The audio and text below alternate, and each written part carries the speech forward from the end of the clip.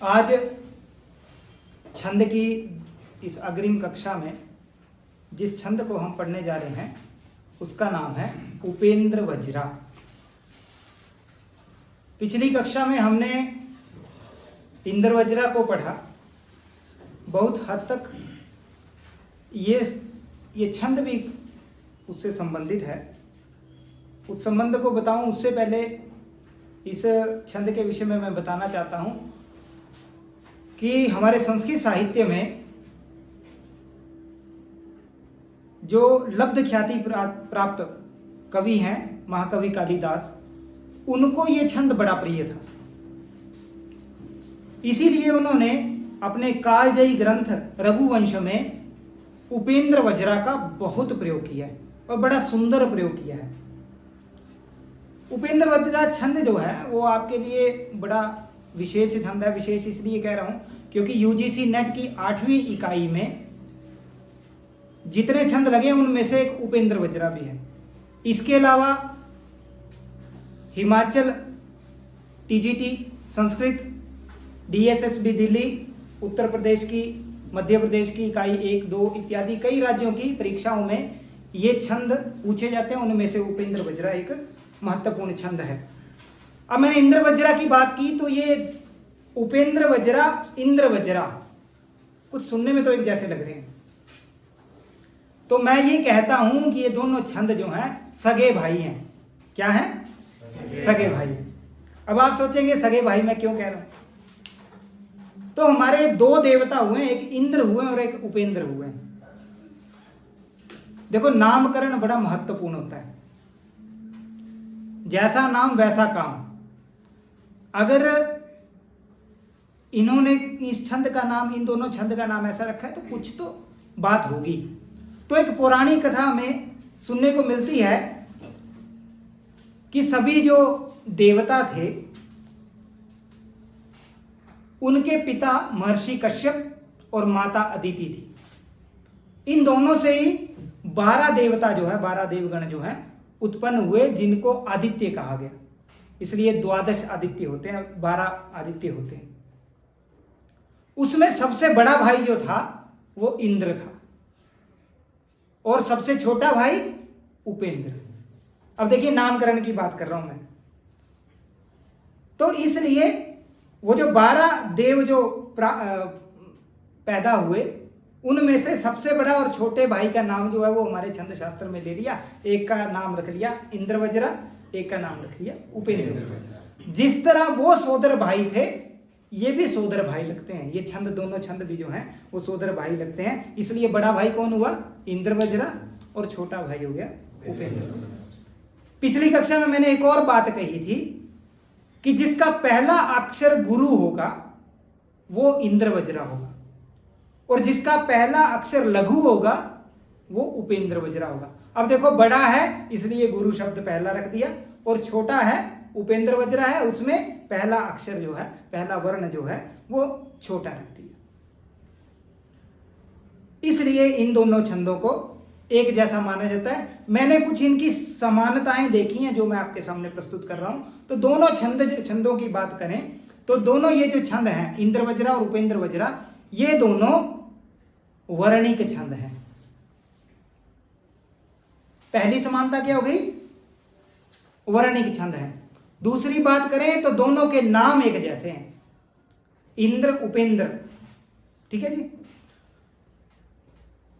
इन दोनों छंदों के प्रत्येक चरण में 11 अक्षर, 11 वर्ण आते हैं। 11 ही आते हैं ना? कल भी 11 थे, कल वाली कक्षा में। आज भी 11, इसमें 11 अक्षर जो हैं वो रहते हैं। इसलिए 11 चौका 44, पूरे श्लोक में 44 अक्षर देखने को मिलते हैं, इंद्र वज्रा में भी और उपेंद्र वज्रा में।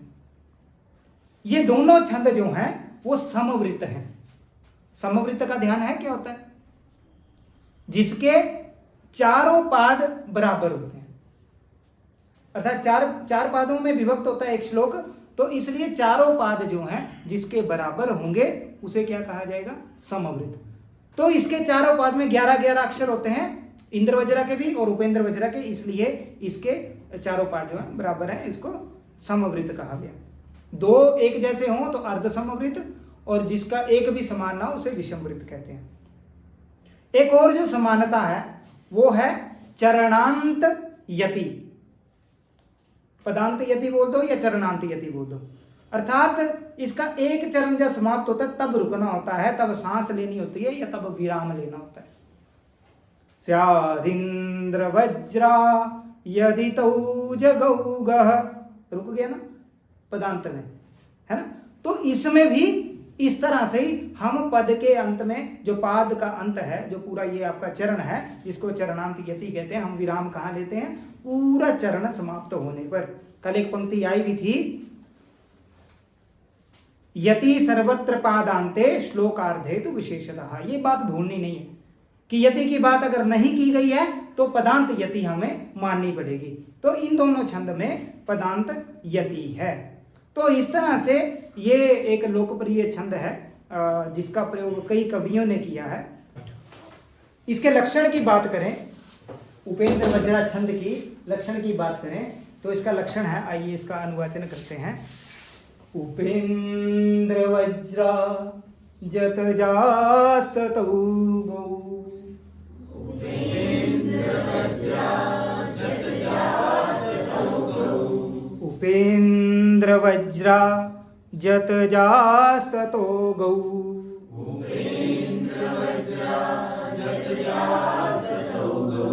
उपेंद्र वज्रा जत जास्ततो गौ।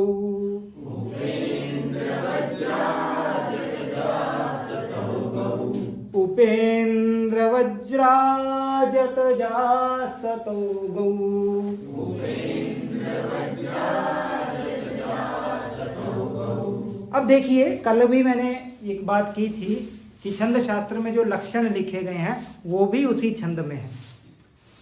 तो इसका अर्थ देखें तो उपेंद्र वज्रा होता है कब, जब जतज, जगण, तगण और जगन, तीन गण हमें प्राप्त हो जाते हैं। कौन कौन से, जगण, तगण और जगन, है ना। और ततो अर्थात उसके बाद क्या चाहिए, तो उसके बाद हमें गौ अर्थात दो गुरु चाहिए। तो क्या अर्थ बन रहा है इसका कि जिस छंद में जगन हो, तगन हो, फिर जगन हो, उसके बाद दो गुरु, गौ अर्थात गौ का अर्थ गाय नहीं है, गौ का अर्थ हो गया दो गुरु, है ना। गह, गौ, गाहा, तो दो गुरु मिल जाए, एक जगन, एक तगन और एक फिर से जगन, तब क्या हो जाएगा, उपेंद्र वज्रा होगा। तो इसलिए उपेंद्र वज्रा में सामान्य रूप से यही हुआ कि जगन, तगन, जगन और दो गुरु होने पर वहां पर उपेंद्र वज्रा होता है। और इसमें 11 ही अक्षर रहते हैं, आप चाहे गिन सकते हैं, 1 2 3 4 5 6 7 8 9 10 और 11। दूसरे तरीके से भी समझ सकते हैं, एक गण में हमारे पास, एक गण में कितने, 3 होते हैं। एक गण में हमारे पास 3 अक्षर रहते हैं, एक गण में 3 होते हैं। 3 गण हो गए हमारे पास, तो 3 गुणा 3 9 और दो गुरु जुड़ गए उसमें तो 11। इसके एक पाद में हमारे पास 11 अक्षर होंगे। ये बात समझ में आ गई। अब इसका उदाहरण जो है, कई तरह के उदाहरण इसके हो सकते हैं। तो एक बहुत अच्छी स्तुति जो हम ठाकुर जी की करते हैं, हरि जी की स्तुति, हम अपने रोज जो हमारी रोजमर्रा की हमारा पूजन है उसमें देश का बच्चा बच्चा जिस स्तुति को करता है वो है त्वमेव माता च पिता त्वमेव। तो पीछे बोलेंगे, आप सब जानते ही हैं, त्वमेव माता च पिता त्वमेव, त्वमेव माता च पिता त्वमेव, त्वमेव बन्धुश्च सखा त्वमेव, त्वमेव बन्धुश्च सखा त्वमेव, त्वमेव विद्या द्वरिणं त्वमेव, त्वमेव विद्या द्रविणं त्वमेव, त्वमेव सर्वं मम देव देव, त्वमेव सर्वं मम देव देव। तो इसका यदि मैंने कल भी कहा था कि जब भी गणों की बात होती है तो आपके दिमाग में वो स्कैनिंग चलनी चाहिए। स्कैनिंग कौन सी, कि कौन से गण का क्या चिन्ह होता है। थोड़ी सी स्कैनिंग हो रही होगी, कल के बाद आज भी स्कैनिंग हो रही होगी। जो एक श्लोक मैंने कहा था, आदि मध्यावसानेषु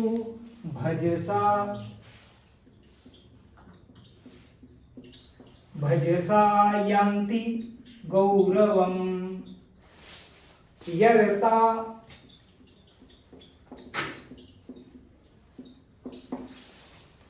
आदि मध्यावसानेषु भजसा यान्ति गौरवम।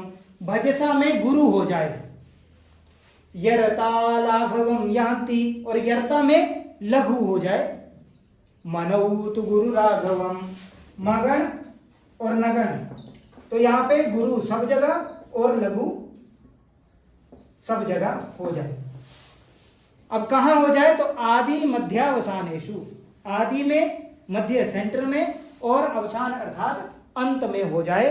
तो उससे हमें पता लगता है हमें क्या चाहिए, जगन, जगन चाहिए ना हमें। तो आप जगन देखिए, तो जगन में क्या है, जगन क्या कह रहे हैं, आदि मध्यवसानेषु में क्या हो जाए, गुरु।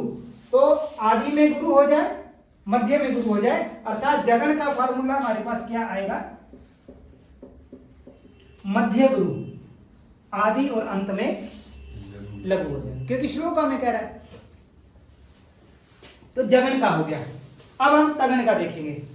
तो तगन में आप देखिए, यरता लाघवम, यरता लाघवम का है ना। अब तो देखिए कौन से क्रम में है, तीसरे क्रम में, अंतिम क्रम में है ना। तो इसलिए हमने लघु क्या करना है, अंतिम क्रम में कर देना है। हम किसकी बात कर रहे हैं, तगन की, तगन की कर रहे हैं ना। तगन की जब बात की तो अंत में हमने, क्योंकि अंत में है, अंत में हमने लघु कर दिया, तो पहले दो जो होंगे वो गुरु होंगे। तो तगन का क्या हमारे पास फार्मूला आ रहा है, SSI, और जगन का क्या आया, ISI। ये बात तो इतनी समझ आ गई। तो इसलिए अब हमें इन दो का ध्यान रखना है, बाकी चीजें हमें पूरी ध्यान में ही है कि किस गण से क्या अभिप्राय होता है, क्या उसके अर्थ होते हैं, क्या उसका चिन्ह